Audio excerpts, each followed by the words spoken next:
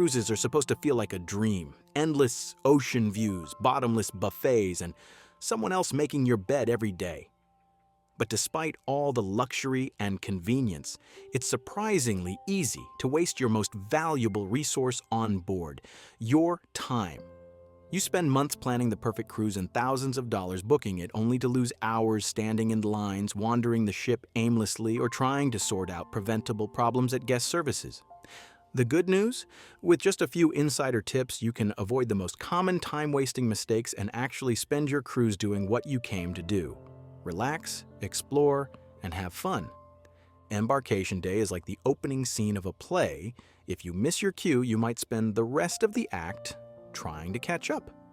It's not just the first day of your cruise, it's arguably the most strategic one. And yet, so many cruisers waste it by rolling up late, unprepared, or unaware of just how much they're missing. One of the biggest culprits? Not selecting the earliest available embarkation time when check-in slots open, usually 30 to 45 days before sailing. That little choice can make a massive difference in how your cruise begins. The earlier you get on board, the more control you have over your entire first day. Cruise ships have become floating cities, and just like in any city, things book up fast. Want that front row show seat or a coveted massage slot? You're not getting it if you board mid-afternoon. Most lines won't let you book popular shows, spa treatments, or even specialty dining until you're physically on the ship or at least connected to the ship's Wi-Fi network. And by the time you're sipping your welcome mimosa, that yoga class or comedy show may already be full. The savviest cruisers know this and plan accordingly. Some cruise lines like Royal Caribbean, Norwegian, and Carnival let you log into the ship's network from the cruise terminal, even before boarding. That means if you've done your homework, you can lock in your must-do reservations before you've even walked the gangway. But if you've picked a late embarkation slot, well, good luck. And speaking of walking straight into chaos, do not, under any circumstances, head to guest services within the first few hours of boarding unless it's a genuine emergency. It's like trying to go to the post office on tax day. Everyone has a quick question, and suddenly you're in a 45-minute line behind someone arguing about why their onboard credit isn't showing up. Guest services is open 24/7, save yourself the headache. Go during dinner, late at night, or early morning when the crowds are thinner. Your sanity will thank you. Another big time sink, waiting to buy packages or excursions on board. Cruise lines want you to book in advance, and they often reward you with lower prices for doing so. But even beyond the price, it's a matter of availability. You might think you'll just wait to see how the Wi-Fi is before upgrading your internet package, but by day 2, you and 100 other passengers will be in line at the internet desk doing the exact same thing. That wait-and-see mindset, it costs you time and options. The same goes for drink packages, shore excursions, specialty dining packages, and cabana rentals. Once they're gone, and no one wants to spend their second day at sea standing in line trying to get on a wait list for a massage. Now let's talk about port days, and a classic mistake that's so easy to avoid: disembarking with zero plan. You might think, I'll just see what's there when I get off. And what you'll find is a swarm of drivers and vendors all trying to sell you the best island tour before you even clear the terminal. Without a game plan, it's easy to get flustered, overpay, or waste your entire morning deciding what to do. Even if you're not booking a guided tour, a quick Google search or YouTube video before your trip can give you enough local insight to map out a great DIY day. Write down the top 3 places you want to visit or find a recommended restaurant and build your route around it. And whatever you do, screenshot your confirmation details. Wi-Fi in most ports is laughably unreliable, if it exists at all. There's nothing worse than trying to pull up your tour voucher while your signal spins like a roulette wheel. But here's the real power move. Stay on the ship during a port day. Not every destination is a must-see, and the ship becomes your personal playground when most passengers are ashore. The spa is quiet, the water slides are walk-on. Even popular attractions like the Flow Rider, North Star, or Zip Line, usually packed to the brim, suddenly have no line at all. Think of it as having a private resort with staff at your beck and call. If your itinerary includes ports you've visited before, or you just want a break from the crowds, schedule one of these ship days on purpose. You'll get more done, avoid the sunburn and crowds, and experience the ship in a way most passengers never do. In short, cruising is a game of time management in disguise. Make the right moves early, and you'll not only maximize your fun, you'll feel like a VIP while everyone else is scrambling. Set your alarm early. Plan ahead. Use the tech tools, and whatever you do, don't leave your first day or your port days to chance. Because on a cruise, the clock is always ticking, and every hour you save is another hour you get to actually enjoy the vacation you paid for. Dining on a cruise can seem straightforward. After all, food is everywhere, right? But surprisingly, how and when you eat can have a massive impact on how much of your vacation you actually get to enjoy. On embarkation day, the buffet becomes a chaotic rite of passage. Hundreds of passengers dragging carry-ons, trying to figure out where the silverware is, and fumbling with trays stacked with everything from mystery pasta to cold French fries. The lines are long, the seating scarce, and the atmosphere more airport food court than relaxing welcome meal. But here's the insider trick. Don't go to the buffet. Most ships open at least one sit-down dining venue or even a specialty restaurant on embarkation day for lunch, and they're drastically calmer.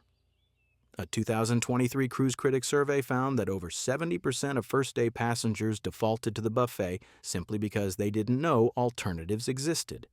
Dining room lunches are often quicker, yes, quicker, and you get a relaxing start to your trip without the chaos.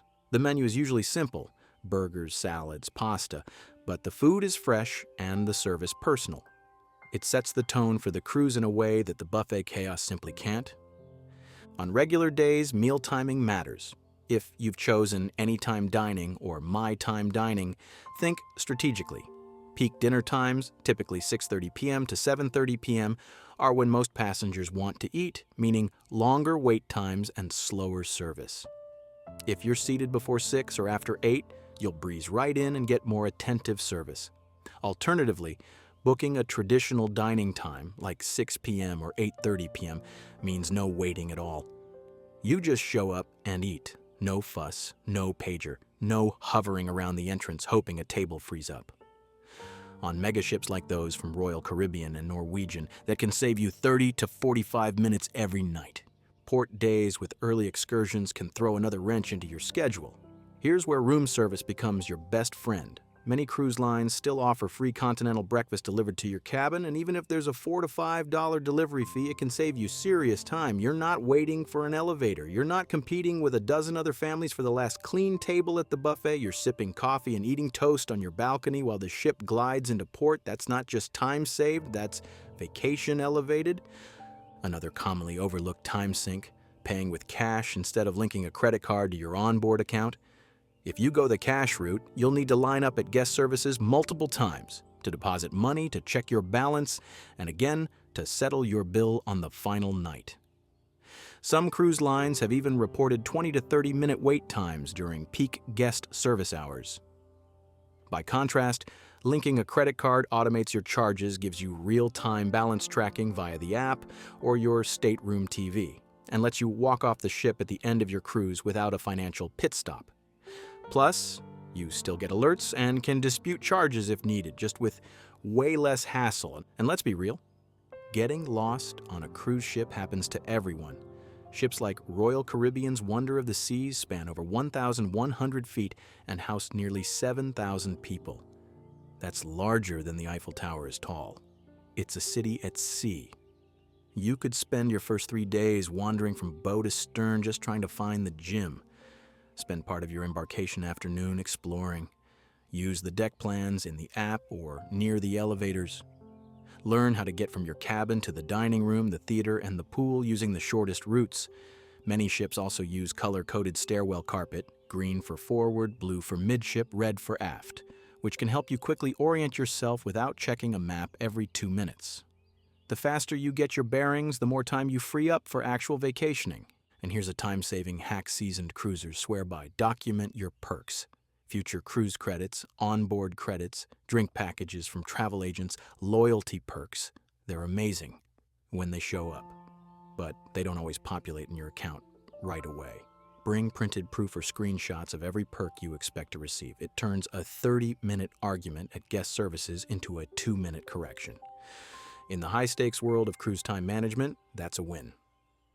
Now let's talk premium shortcuts. If you're allergic to lines and delays, programs like Royal Caribbean's The Key or Carnival's Faster to the Fun can be worth the splurge.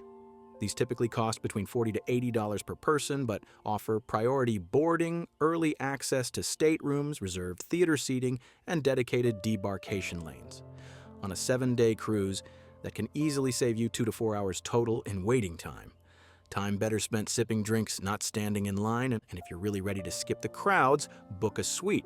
Aside from the extra space, many suites include concierge staff, exclusive restaurants with no wait lists, priority tender access, and private sun decks where you're guaranteed a lounger, no matter the time of day. Cruise lines like MSC's Yacht Club, Norwegian's Haven, and Celebrity's Retreat offer these perks as part of their ship-within-a-ship experiences, which can turn a 3-star trip into a 5-star one. Finally, don't lose hours before or after your cruise just trying to get to the port. Booking a pre-cruise hotel that's 30 minutes away to save $40? You'll end up spending that in Uber fares, traffic, and stress. Choose a hotel near the cruise terminal or walkable to the attractions you want to see. The best pre-cruise strategy is convenience over cost. You've already invested in the cruise. Why start it by sitting in gridlock? In the end, cruising is about maximizing joy while minimizing hassle. Time, not money, is your most valuable currency on board. Save it wherever you can. Plan early, book smart, and think strategically. Because while your wallet can recover from a $200 drink package, your wasted hours, those are gone forever. At the end of the day, cruising is all about maximizing joy, and while saving money is always nice, saving time is what lets you fully enjoy what you paid for. Every hour counts, every moment matters. Skip the lines, plan ahead, show up prepared, and spend more time soaking in the hot tub, sipping pina coladas, or just watching the waves go by. Because time at sea, it's always too short.